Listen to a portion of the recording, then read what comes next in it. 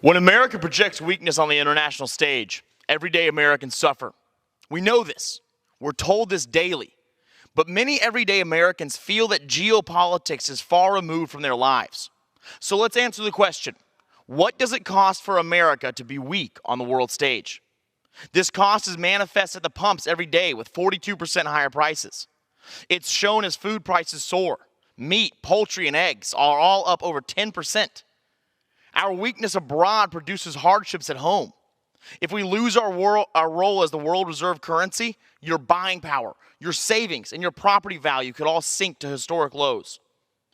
The preeminence of American currency has dominated the global landscape for decades, providing stability as the international bedrock of financial transactions and arrangements.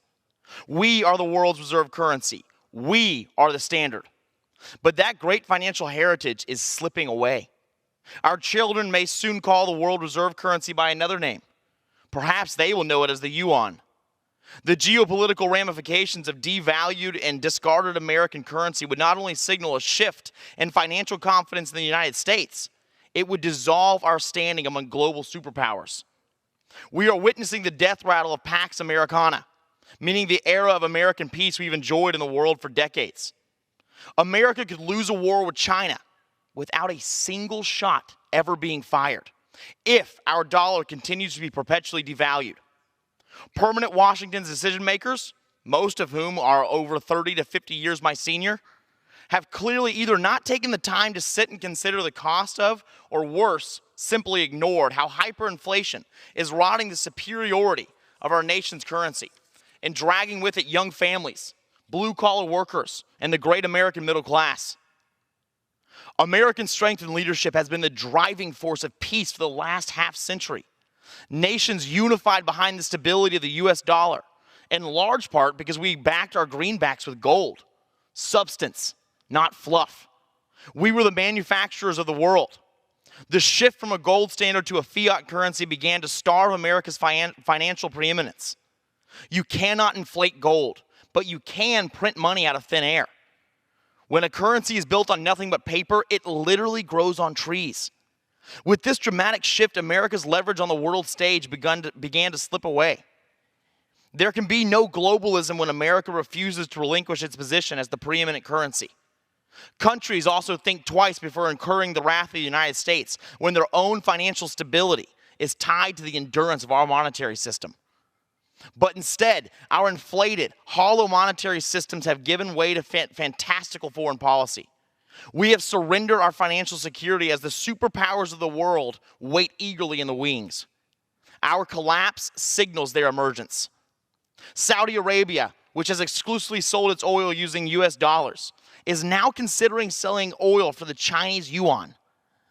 The Chinese Communist Party has been posturing for years to topple the dollar with their tender. When the US dollar falls, America will no longer remain the dominant on the world stage, and peace will end. It's already happening. Vladimir Putin has illegally and immorally invaded Ukraine. The world is coming unraveled as our tender's resilience plummets. But I'm sure you're asking yourselves at home, does this have to happen? In short, the answer is no. We can reclaim the mantle of financial excellence we once held. We can become the leader of the world again without having to expend the lives of young Americans. Stooping to military interventionism is the goal of the war hawks here in Congress, who are bought and paid for by those who stand to profit from forever wars. If we are wise and shrewd, we can avoid ever needing to put boots on the ground to ensure peace. We can do this by dominating the world's economy. To bring peace without bloodshed is actually quite simple. The key is to immediately reduce gas prices and energy prices by drilling the hell out of the Permian Basin and by granting every lease and incentivizing all necessary infrastructure atop the Bakken Shale. Furthermore, we should aggressively onshore manufacturing back to America, dominate the world market on precious minerals, and stop shipping our jobs overseas. A strong American economy creates a strong U.S. currency. When America sits atop the world, peace will continue. Tyrants of the world like Putin and Xi Jinping will fear us when the only way to buy and sell energy is by using the US dollar. It is our solemn responsibility to pass a peaceful and prosperous nation on to the next generation.